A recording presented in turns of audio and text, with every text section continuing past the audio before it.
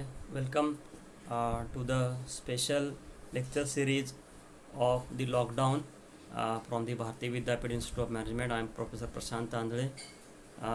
This is a special lecture for BCA third year, unit number 6. And today we are going to discuss about the business intelligence and uh, classification and clustering techniques. So we'll start the presentation.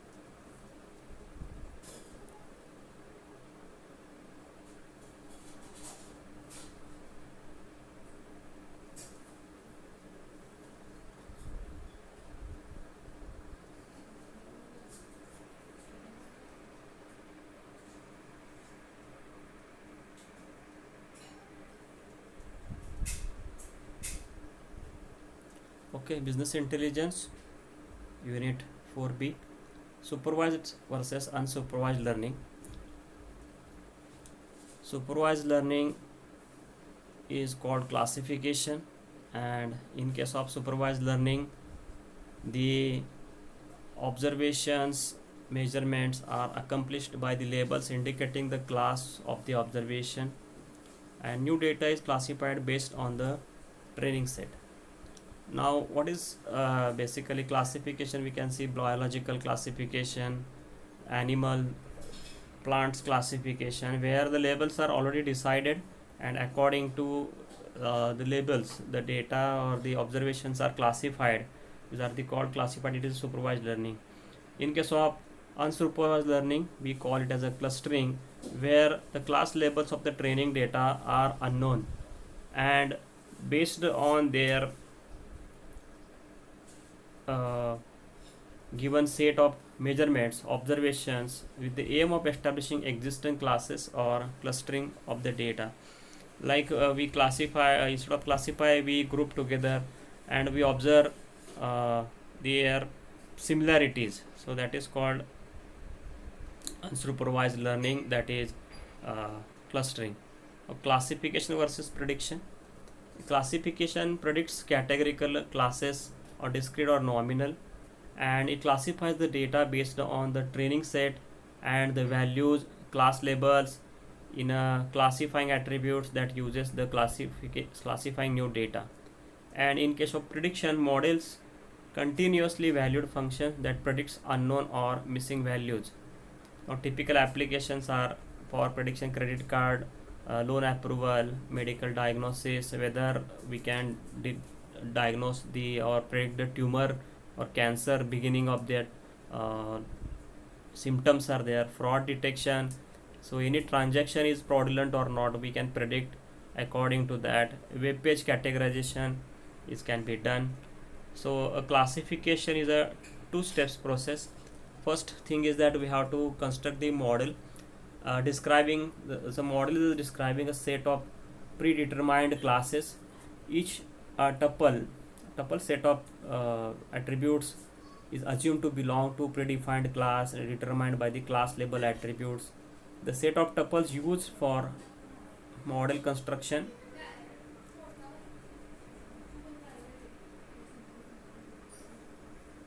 The model is represented as the classification rules, decision trees, or mathematical formula. Now estimate the accuracy of the model. The known label of the test sample is compared with the classified result from the model. Accuracy rate is percentage of the test samples that are correctly classified by the model. Now in this diagram, model construction is shown. There is a training set or training data. There are attributes: name, rank, year, and tenured. So in that name, their rank designations: assistant professor, professor, number of year experience, or tenured or not. So we are having a classification algorithm. It is given to the classification model, and the rule is written as if the rank is equal to professor or the experience is greater than 6 years, then the tenured is a S.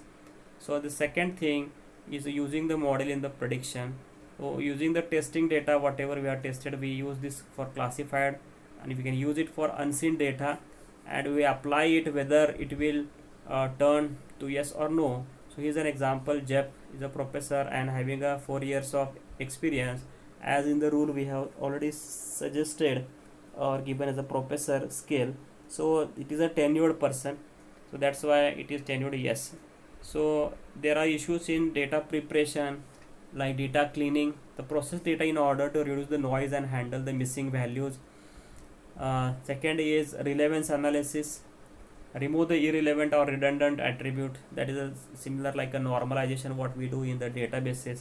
Data transformation, generalize or normalize the data. Next is evaluating classification model. So accuracy is tested with the help of classifier accuracy, prediction accuracy, then speed, robustness, scalability, interpretability. These are the different criteria to test. So decision tree induction is another way which used for training data set. This follows an example of the Julian ID3 playing tennis. Okay, so the attributes are age, income, student, credit rating, and by computer. So here we are going to see whether these attributes are how they are affecting the buying capacity of a computer, whether from these variables we get the proper customer yes or no. So we can see in the table the age is sometimes less than 30, income is high, student is no, credit rating means their financial position or economic condition. So there are fair, excellent, these are the excellent conditions. So output of that we shown is a decision tree. If age, so what is the age? Age is less than 3 and 30, and he is a student, then yes, student is yes, then the possibility of buying a computer is more, because he is a student and he is less than 30 and he required this computer laptop for study purpose. Age is between 31 to 40, again we are getting yes for that decision tree, because these are the working people, the chances of buying a computer laptop is more. And if the age is more than 40, and credit rating, so credit rating is excellent. Okay, so age is greater than 40, so there is a no, that they are not able to or in the position to buy the computer. Algorithm for decision tree induction. The basic algorithm is a greedy algorithm and is a top down recursive divide and conquer manner. Conditions for a stopping partition: all samples are given nodes belonging to the same class. There are no remaining attributes for further partitioning. It is a majority voting for employee for classifying a leaf. So we are going to skip this. That is the mathematical part. So for today's lecture, I think it is sufficient for today. We will see in the next lecture.